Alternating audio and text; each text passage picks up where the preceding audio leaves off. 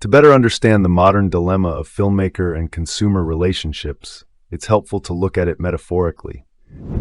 Imagine you enter a fancy restaurant, read the menu, and order your favorite dish. Soon after, a waiter places a pile of garbage on your plate that looks like it came straight from a dumpster. It's revolting, stinky garbage that smells of cat urine and a drunken hobo's vomit, with white worms squirming between half-rotten bits. It's disgusting in every conceivable way. You waited for your dinner and are now deeply disappointed. You angrily criticize the waiter, chef, and even the restaurant owner when they come to your table. You tell them their food is literally garbage and that they're all idiots before dismissing them. Then you sit down at your table and finish your meal silently, consuming every stinky bit. You leave a tip and depart. The next day, you return to the same restaurant and receive the same or even worse pile of garbage to consume. You're outraged again, lash out at the restaurant staff as before, then eat your food, pay for it, and leave, knowing you'll return the next day. Over time, the food worsens, but you continue your routine. Even with healthier alternatives available, you persist. The problem of trashy movies and TV series and their consumers is very similar to this gastronomic visualization. Millions of eyes bleed in anger and sorrow when they see a new trashy episode of a TV series, and filmgoers scream in outrage, criticizing each frame they've just seen. But when the trashy episode ends, they start the next one. After one trashy season ends, they eagerly await and start watching the next.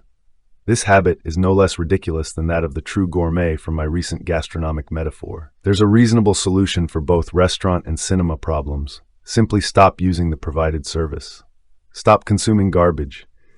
Sadly, while people have the power to complain, they often lack the power to act. The Lord of the Rings, The Wheel of Time, and The Witcher saga are the holy trinity of my favorite fantasy book series. They are among my top 5 fantasy book series ever made. And I didn't bother watching even one episode of Amazon's Lord of the Rings, Rings of Power series or Wheel of Time serialized adaptations, nor did I pay full attention to Netflix's Witcher. There is a Chronicles of Amber adaptation in the works now, which is also on my top list. I will probably never watch this adaptation either. I cherish my life too much to waste it on something that could be considered mediocre cinema trash. I couldn't waste time on something inferior to the magnificent originals that all current and many future adaptations are based on. Why are all modern fantasy adaptations so ridiculously bad? And why are the upcoming years not giving us any hope or promise to fix the issue? I will address these questions soon. For now, I have some confession to make. I misled you a bit in the beginning. Even though I didn't watch even 1 minute of Amazon's Lord of the Rings prequel series or completely skipped Wheel of Time, I did watch some of the US-made adaptation of The Witcher. I watched the entire first season of it. I wanted to stop after a few episodes, but I forced myself to watch until the end. I wanted to give the modern movie industry a chance to enchant me, to restore my love for cinema. But it was the first season of The Witcher that made me lose any hope in the movie industry, any remaining faith, and any interest in any fantasy adaptations that come later. Let me briefly explain what happened and why I was traumatized and probably scarred for life. Creators of Witcher series ruined everything smart and nuanced about the original. They replaced everything clever with ugly images that only aimed to impress kids who don't know how to use Google to find this tricky website. I could give thousands of examples, but I'll keep it short and talk about one of the most important episodes in the entire saga. I'm talking about the scene where Yennefer and Geralt first meet. It happened because Dandelion's throat was seriously injured by a powerful djinn, and Geralt needed to find a mage to heal his friend quickly. In the Netflix show, Geralt goes to Yennefer's house, where she is throwing some kind of naked orgy party. It's a colorful scene, but ultimately dumb and pointless. Let's compare it with what Sapkowski wrote. In Sapkowski's short story, Geralt rode non-stop all day from the place of the accident to a nearby city. He waited all night for the city gates to open. Then he went to the house of an unknown sorceress. Out of desperation, he used his wit and determination to get in by knocking out the doorman who refused to let him in. Then he learned from a drunk servant that his mistress was thirsty in the bath, and he walked straight to her, taking a jug of apple juice and delivering it to the sorceress in a moment. Yennefer accepted the drink, and after Geralt briefly explained his problem, she replied in a very interesting way. Let me quote this passage from the book. "If it's all that complicated, then wait. An aftertaste in my mouth, disheveled hair, sticky eyes, and other morning inconveniences strongly affect my perceptive faculties. Go downstairs to the bath chamber in the cellar. I'll be there in a minute, and then you'll tell me everything." "Yennefer, I don't want to be persistent, but time is pressing. My friend." "Geralt," she interrupted sharply. "I climbed out of bed for you, and I didn't intend to do that before the chime of midday. I'm prepared to do without breakfast. Do you know why? Because you brought me the apple juice. You were in a hurry. Your head was troubled with your friend's suffering. You forced your way in here, and yet you thought of a thirsty woman. You won me over, so my help is not out of the question. But I won't do anything without hot water and soap. Go, please." "Very well. Geralt." "Yes." He stopped on the threshold. "Make use of the opportunity to have a bath yourself. I can not only guess the age and breed of your horse, but also its color by the smell. Can you see the difference between the adaptation and the original? It's pretty obvious which one is much more superior, intense, intriguing, and smart. The TV version can only boast about a pile of naked bodies. Why did Netflix remove such a beautiful scene from the book?" In book, Yennefer's motivation is explained perfectly. Why she decided to help. We even see a spark of interest from her as a woman to him as a man. "You forced your way in here, and yet you thought of a thirsty woman," she said. But of course, Yennefer is still not without selfishness, so she adds, "I won't do anything without hot water and soap. Go, please," and Geralt has to wait. As does the seriously wounded Dandelion. In this short scene from the book, there is even a presence of quirky humor. I am referring to the advice for Geralt to take the opportunity to have a bath himself as soon as possible, because as the sorceress hints, she can not only guess the age and breed of Geralt's horse by its smell, but also its color. What we see in the original story is a real person. A woman who was thirsty, who had a snarky, sarcastic personality, and was in a bad mood altogether, but who was convinced to help because the person in front of her was in great need, but was courteous enough not to forget to bring her an apple juice. Adult and believable conversations between two three-dimensional characters take place. Netflix completely replaced this bath encounter with a scene inspired by this website, with no witty dialogue and situations, not even a clear motivation for Yennefer to help, and as always, no humor at all. And it's not only in this particular scene that I'm talking about. The whole first season of The Witcher was made like that, stripped of wit, humor, and nuances, intricate situations removed, motivations oversimplified, and dialogue rewritten or written from scratch by very talentless people. Each episode of The Witcher's first season was worse than the previous one. The writers of the show, instead of telling the already great story, focused on the inclusion of black elves and other representations. It's obvious to say that none of these inclusions ever contributed to the greatness and fame of the books and games. The greatness was brought by other ingredients, like story bits, logic, etc., which Netflix's folks so devotedly removed from the script. I never even tried to watch a trailer for The Witcher's Season 2, and that's considering the fact that since the mid-1990s, I've reread the Witcher books dozens of times. Let's examine adaptation of Robert Jordan books. I reread Wheel of Time, all 14 giant books of it, about 3 or 4 times.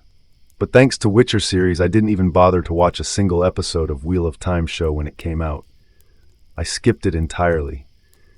Even though I deliberately avoided it, I hoped that the first reviews would redeem the adaptation of Robert Jordan's books, but sadly, they only confirmed my initial assumptions. The writers of Wheel of Time followed the same playbook as the screenwriters of the Witcher adaptation. They added a lot of pointless sex scenes, cut the best parts, and made everything dumb by rewriting something that didn't need any updates. They turned a shy virgin boy, Rand al'Thor, and his virgin girlfriend, Egwene, into a very active sexual couple. Their friend Perrin Barra, another virgin by the way, who was single in the beginning of original story, became a long-time married man, etc. The main story from the books was brutally butchered without any mercy. The whole village where most of the main characters were born, I'm talking about Perrin, Mat, Egwin, Nynaeve, and all their families, this village that is lost in the mountainside and cut off from the rest of the world every winter, a village inspired by European northern countries, now is more diverse than any big European city. On one street you could see Indians, Arabs, Caucasians, people of all skin colors. And now the Lord of the Rings of Power. It's the most painful example for today. I'll be brief about it because I think you already get the point. Just like The Witcher or Wheel of Time adaptations, the story is stripped of everything that made Tolkien's legacy great in the first place. And the most important thing the screenwriters were proud of, as they mentioned many times in their promotional materials and interviews, is diversity.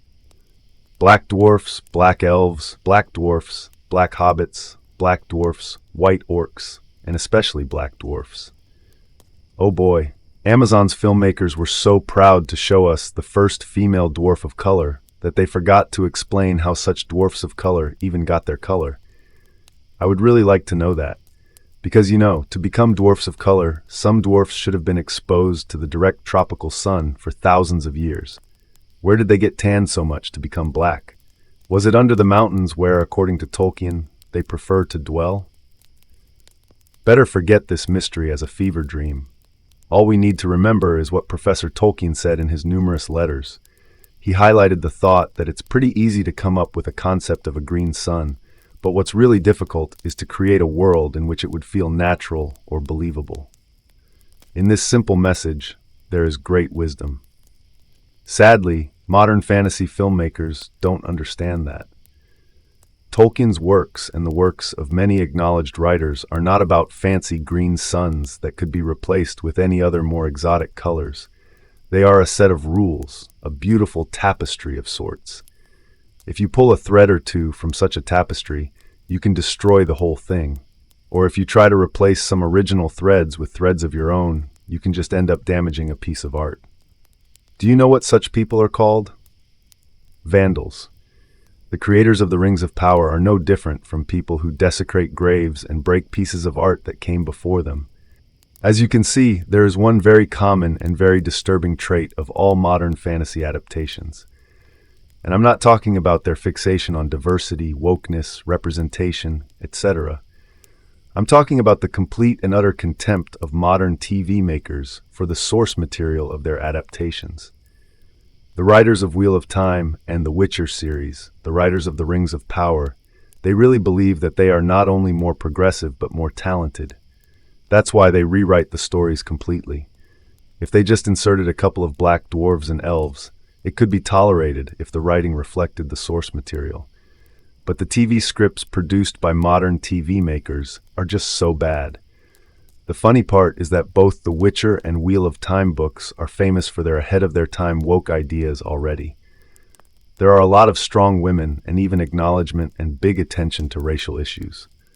Ciri from the Witcher saga is a strong female character and even a lesbian. Dwarves, elves, and humans are always at war with each other based on racial principles, beautifully reflecting the world we live in now. If you want to tackle the racial theme, no need to blindly populate the continent of The Witcher by people of color. Instead, just recreate the tension between humans and non-humans from the book. Everything is already present in Sapkowski's prose. I'm not talking about some sort of exceptions. There are a lot of strong women besides Ciri in The Witcher. And Wheel of Time books are not far from this trend either. Most kingdoms in Robert Jordan's world are ruled by queens or women's councils. And there is the White Tower, a mage guild run by women and led by the Amerlin, who in some sense rules the whole world. Why, having such a foundation, do the writers of modern fantasy shows want to make women even stronger and more powerful? Why do they put people of color in every territory possible, even if it goes against the logic and lore of the original creator? For some time, I couldn't understand why the showrunners of today are forcing their collective green suns into the adaptations, why they are actively trying to fix something that doesn't need fixing, why they are replacing already great dialogue or scenes with mediocre writing. I found an explanation. I think most of the people who adapt something great just can't handle dealing with the product of a genius mind. Let me explain. What happens if you ask a mediocre guy to adapt one of the most prominent books of our generation? Or if we talk about titans like Tolkien, of all times? Could this producer, director, or screenwriter, who thinks of himself very high, create something even half as good as The Lord of the Rings, Wheel of Time, etc.? He couldn't. In his lifetime, he wrote some scripts for some TV shows, published maybe a book of poetry with his own money, about a few hundred copies. That's all. And now he got an opportunity to fix Robert Jordan, Sapkowski, Tolkien. He is unable to just adapt the source material. He can and will improve it. He will show everyone that his own green sun will shine in Middle-earth brighter and greener. This mindset, this intention to show themselves, to prove that they are not less talented, that they can do the job on the same level or better than some lucky author who sold hundreds of millions of copies by chance. I was not surprised when former Witcher writer Beau DeMaio revealed in September 2023 that some of the writers on the show actually disliked the source material. He said exactly this: "I've been on shows, namely The Witcher, where some of the writers were not fans or actively disliked the books and games, even actively mocking the source material. It's a recipe for disaster and bad morale. Fandom as a litmus test checks egos and makes all the long nights worth it. You have to respect the work before you're allowed to add to its legacy." There are two types of people who could theoretically handle fantasy adaptation. The first group is humble, clever people. They understand the greatness of the source material, they know their own limitations, and try their best to keep the original author's vision. The other group is talented masters who are one in a million rare. I'm talking about something like the Stanley Kubrick, Stephen King phenomenon. When the source material writer is as great as the director of the movie, or almost as great. At that point, the director could make changes to the original source and get a good result out of it. This group is extremely rare these days. Not many great directors are alive, and not many of them are still in business. The Lord of the Rings trilogy was lucky because it got such a director who could belong to both groups mentioned above. Peter Jackson is a very talented person. When I first heard that he was filming Tolkien's most famous story in New Zealand, I immediately thought, interesting choice for a director. I would like to see the result. I was not afraid for the trilogy.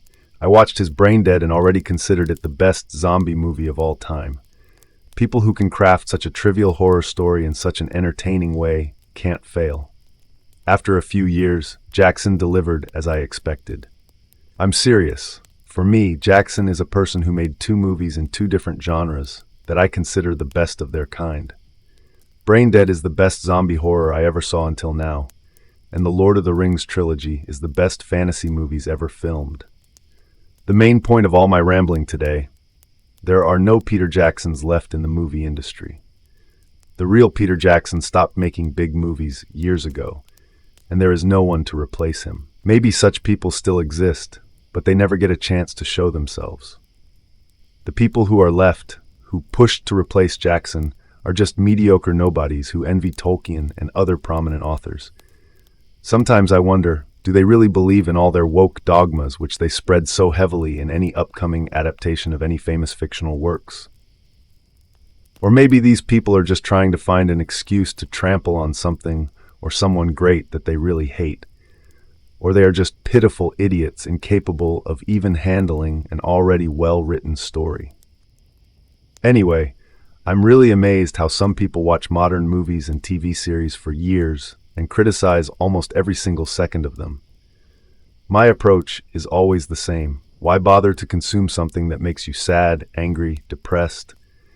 Movies should entertain you, not give you a reason to whine and drown yourself in everlasting despair. Maybe someone could argue and say something like, "Dude, if you don't watch TV and movies at all, then you might miss some gems. 1 out of 100 movies today are still watchable or even good." And then I would answer something like this: watchable is not enough for me. I can't afford to spend my time fishing in a half-dry pond, not knowing if all the fish are dead already or not yet. If a movie is good, I will know it eventually. There should be good reviews and recommendations from someone I trust. If I'm intrigued, I will watch it, like I did with the R movie from India. Probably the best movie I saw in a decade. Have you ever heard phrases like, "Man, you should watch this. The first 2 seasons are trash, but then it gets really good"? It sounds like, please be excited, for the first few weeks you'll eat rotten garbage, but after a month or two you'll get some good food. Sorry, but I cherish my life too much. I don't want to wait several seasons for a series to maybe get better. I want better right now, in the first couple of minutes. If your series is bad in the first season, then there's no need to wait for it to improve in the second or the third one. No need to wait a year or two between seasons. The Lord of the Rings and the Silmarillion, Wheel of Time, and the Witcher saga, they are excellent from the first page to the last one. And there's no need to waste your time waiting for a next season to come. You can buy them anytime, anywhere, and start reading. Reading is a faster and more fulfilling way to enjoy a story, even if it's a giant epic in front of you. 10,000 pages of Wheel of Time series, all 14 books, even a slow reader could finish in a year. Do you know what's longer? The time of waiting between the first and second season of a TV show could be longer. You can wait for the next trashy season of The Rings of Power for 2 years, and when it comes out, it will probably disappoint you. Why not take a book instead, which will never disappoint you? We have limited time, we sleep, we work, and we waste time in many other ways. Should we waste more by waiting for mediocre at best fantasy adaptations from authors who have no talent or hate your favorite authors? I made my choice. You will make yours, and I will respect it. Maybe in the future I will make separate videos about the revolutions in fantasy made by Robert Jordan, significance of Andrzej Sapkowski prose, and why The Lord of the Rings is the best book of the 20th century and probably one of the top 5 ever written. Sounds crazy, doesn't it? The last part about Tolkien, but I probably have a good point or two on this topic. I just need time to make a video, which takes ages to make. If you're interested, please click the like button or subscribe. Have a nice one.